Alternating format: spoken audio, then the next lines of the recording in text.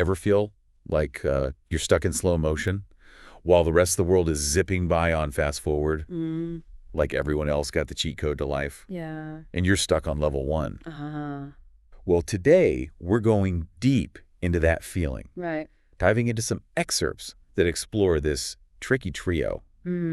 Intolerance, impatience, and feeling undesired. These are feelings many people grapple with, especially in today's hyper-connected, always-on world. Right. It's like we're constantly being bombarded with messages about how we should be feeling, how we should be reacting. And when we don't measure up, these feelings of intolerance, impatience, and being unwanted start creeping in. Right. So our mission today is to unpack these feelings and figure out where they're coming from, both in terms of the pressures of modern life and the things going on in our own heads. Okay. Hopefully by the end, you'll have some new tools to navigate these emotional minefields. Absolutely. Let's unpack these feelings and see if we can shed some light on them. Okay, so one of the sources really struck a chord with me when it talked about the struggle to feel normal. It's like we're all chasing this mythical ideal and coming up short. What's fascinating is how the source defines normal. It emphasizes that everyone's experience is unique. Right. And that comparison is often the root of these negative feelings. Okay. We start measuring ourselves against impossible standards instead of appreciating our own individuality. It's like trying to squeeze into a glass slipper. Right. That wasn't made for your foot. And if that slipper doesn't fit, maybe it's the slipper that's wrong, not your foot, right? Exactly. Well, the source then dives into intolerance. Okay. Highlighting how it can stem from both external pressures and internal struggles. One example that really resonated with me was the company refusing to accommodate an employee's religious practices. Right. It's a clear case of how rigid systems can create environments of intolerance. Exactly. That speaks to the importance of recognizing how external structures and systems can inadvertently create environments of intolerance, sometimes even unintentionally. And on the flip side, there are the internal struggles. Okay. The source talks about rigid thinking as a major culprit. Right. We get so stuck in our own ways of seeing things that anything outside that box just feels wrong. What's interesting about rigid thinking is that it can lead to intolerance toward ourselves as well as others.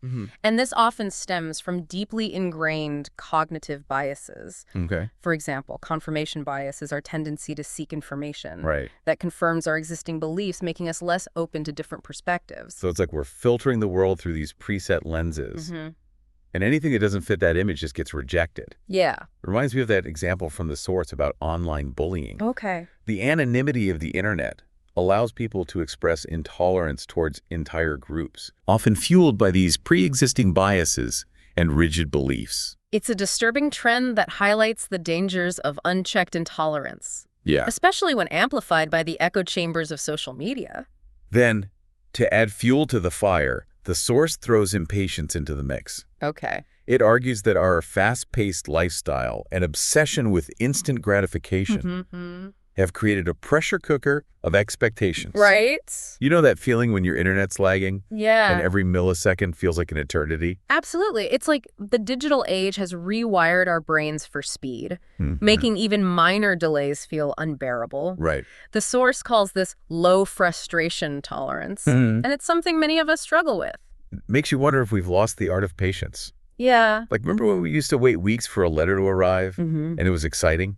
Now, if an email doesn't arrive within 5 minutes, we're hitting the refresh button like crazy. It highlights how our internal responses to external events, like slow internet or even traffic jams, reveal our own capacity to tolerate discomfort.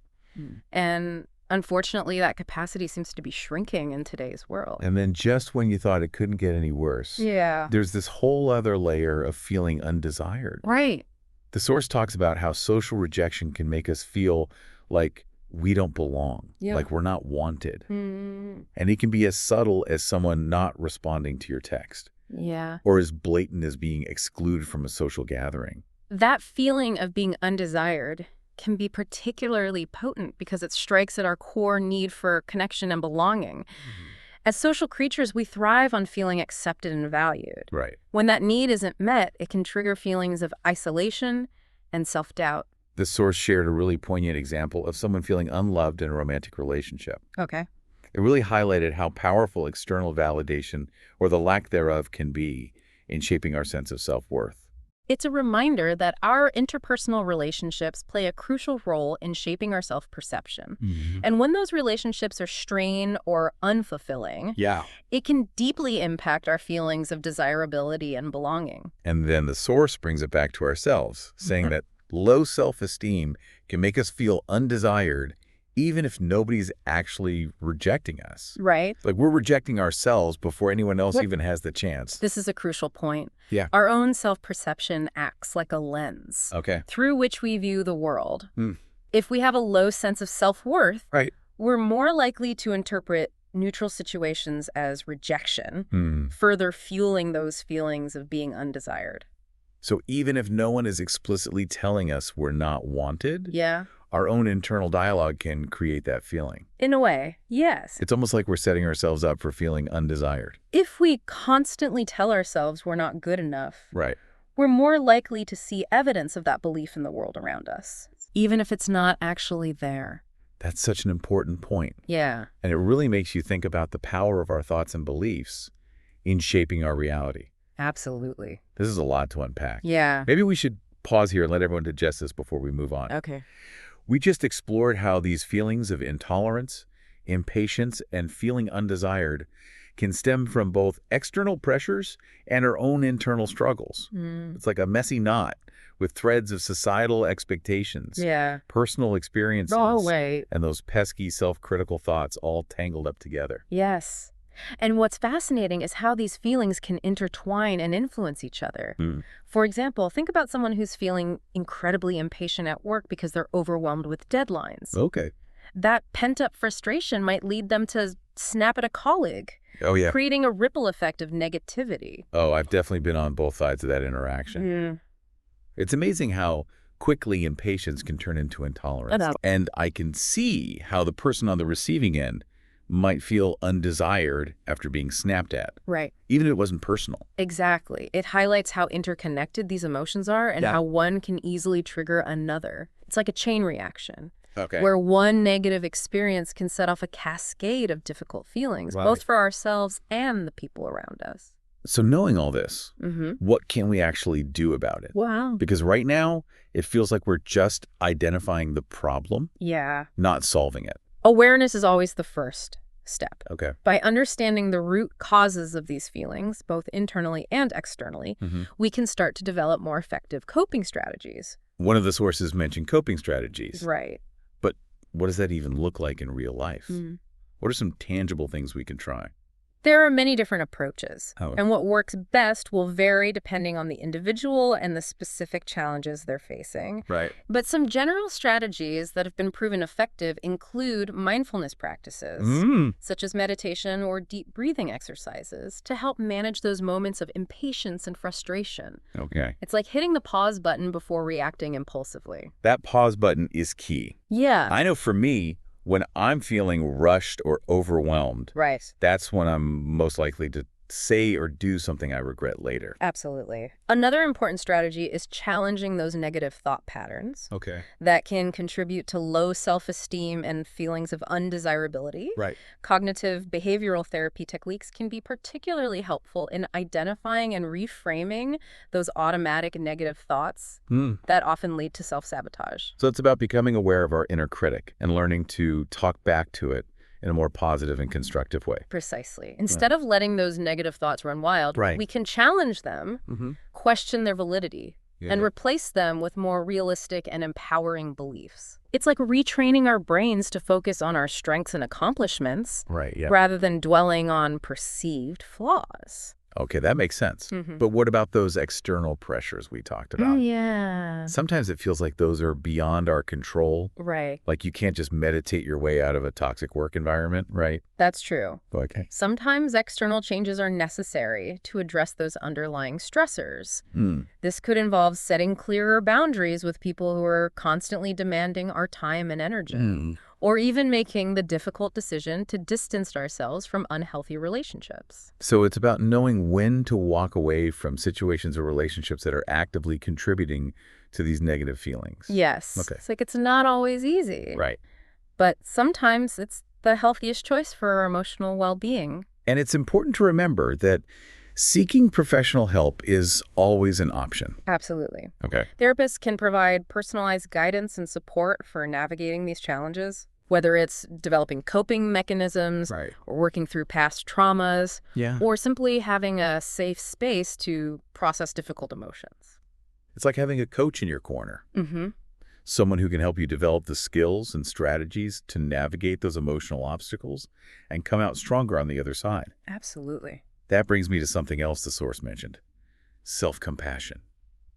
Okay. It's so easy to be hard on ourselves. Yeah. Especially when we're feeling overwhelmed or undesired. Self-compassion is often overlooked, yet it's a crucial ingredient for emotional resilience. It's about treating ourselves with the same kindness and understanding that we would offer to a close friend going through similar challenges. Yeah. We tend to be much harsher on ourselves than we would ever be on someone we care about. That's so true.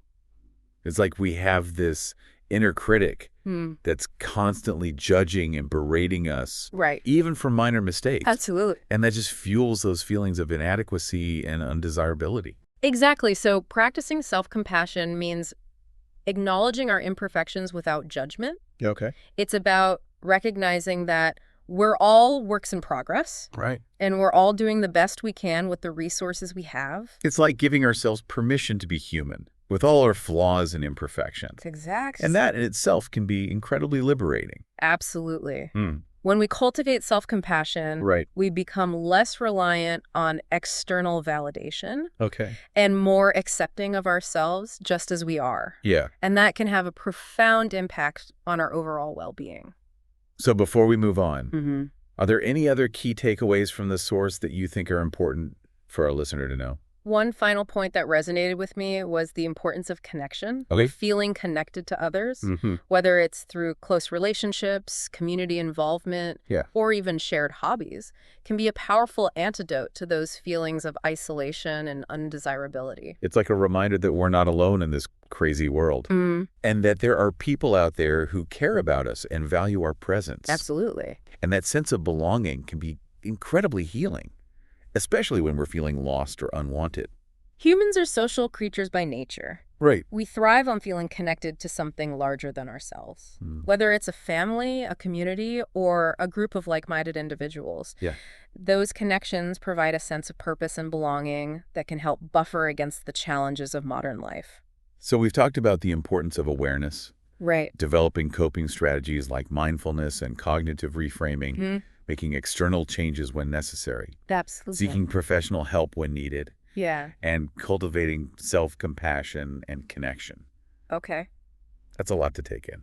It is. I wonder if our listeners are feeling a little overwhelmed right now. It is a lot to process. Perhaps this will be a good moment to shift gears and offer our listener a more personalized approach to applying these insights. After all, understanding these concepts is just the first step. The real magic happens when we start to integrate them into our daily lives. I like where you're going with this. Let's give our listener a chance to reflect on what resonates most strongly with them. And then explore how they can use these insights to create positive change in their own lives. We've covered a lot of ground in this deep dive, exploring the interconnected nature of intolerance, impatience, and feeling undesired. And before we wrap up, we wanted to shift gears and make this a little more personal for you. We challenged you to think about which of these feelings resonates most strongly with you right now. Did you have a chance to reflect on that? Hopefully you did, because now we want to take it a step further and see how these insights can be applied to your own life. Let's say impatience is the feeling that's front and center for you right now. Think back to some of those examples we discussed. The frustration of waiting in line. The urge to refresh a slow-loading website. That road rage creeping in during rush hour. Oh, absolutely. We've all been there. But what if we looked at those moments as opportunities for deeper self-awareness? That's a great question. Instead of just getting caught up in the feeling of impatience, ask yourself, what's the root of this feeling? Is it simply a dislike of waiting, or is there something deeper going on? I know for me, sometimes my impatience stems from feeling like my time isn't being valued. Like if I'm stuck in a pointless meeting every minute feels like an hour. That's a perfect example. Yeah. Your impatience might be signaling a need for better boundaries. Right. Or a desire for more control over your schedule. Okay. It's not just about being more patient. It's about addressing the underlying issue. So it's like those feelings are trying to tell us something. Yeah. They're not just random annoyances. They're actually clues that can help us understand ourselves better. Precisely. And once you identify that root cause, you can start taking steps to address it. If it's a boundary issue, you can start saying no more often or delegating tasks. If it's a feeling of being undervalued, you can communicate your needs more assertively. Okay, that's impatience. What about intolerance? How can we apply this deeper level of thinking to that feeling? Let's say you find yourself getting intolerant of certain viewpoints or behaviors. Challenge yourself to ask, why does this bother me so much? What underlying beliefs or values are being challenged? It's not about judging the other person. Right. It's about understanding your own reaction. So it's like holding up a mirror to ourselves and asking, what's going on inside of me causing this reaction? Maybe there are some unresolved issues or past experiences that are influencing your current perspective. Okay. Perhaps you were raised in a very strict environment where certain beliefs were deeply ingrained, or maybe you've had negative experiences that have shaped your current outlook. Right. By exploring those deeper layers, you can start to gain a better understanding of your own biases and triggers. And that understanding can open the door to more empathy and compassion, both for ourselves and for the people we might be judging. Absolutely. It's about recognizing that we're all products of our own unique experiences. Yeah. And those experiences shape how we see the world. And now for the last piece of the puzzle. Yeah. Feeling undesired. Okay.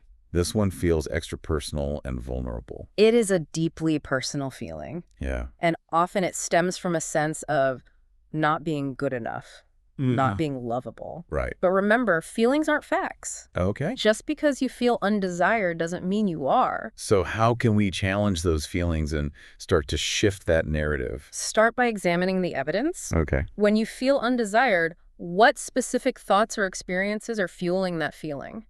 Are you focusing on one negative comment while ignoring 10 positive ones? Yeah. Are you holding on to past rejections and letting them define your present? I know I'm guilty of that. Sometimes it's so easy to get caught up in those negative thought loops, especially when you're already feeling down. That's why it's so important to challenge those thoughts. Ask yourself, is this thought really true? Is it helpful? What's a more balanced and compassionate way to look at this situation? So it's about bringing awareness to those automatic negative thoughts and choosing to focus on a more positive and realistic perspective. Precisely. And don't forget the power of self-compassion. Right. When those feelings of undesirability arise, treat yourself with the same kindness and understanding that you would offer to a dear friend. It's like giving yourself a warm hug even when you feel like you don't deserve it. Exactly. Remind yourself that you are worthy of love and belonging, regardless of your perceived flaws or past experiences. I think we've given our listener a lot to ponder today. We explored the interconnectedness of intolerance, impatience, and feeling undesired, delved into the root causes of these feelings, and learned how to challenge negative thoughts and practice self-compassion. It's been a rich and insightful deep dive. And we hope you've gained some valuable tools to navigate these complex emotions in your own life. Remember, this is a journey, not a destination. There will be ups and downs, moments of frustration, and times when you feel like you're taking 2 steps back for every 1 step forward. Right. But with self-awareness, a willingness to challenge your own assumptions, Absolutely. and a commitment to treating yourself with kindness, you can move toward the greater sense of peace, understanding, and acceptance, both for yourself and for the world around you. Keep exploring, keep learning, and keep diving deep until next time.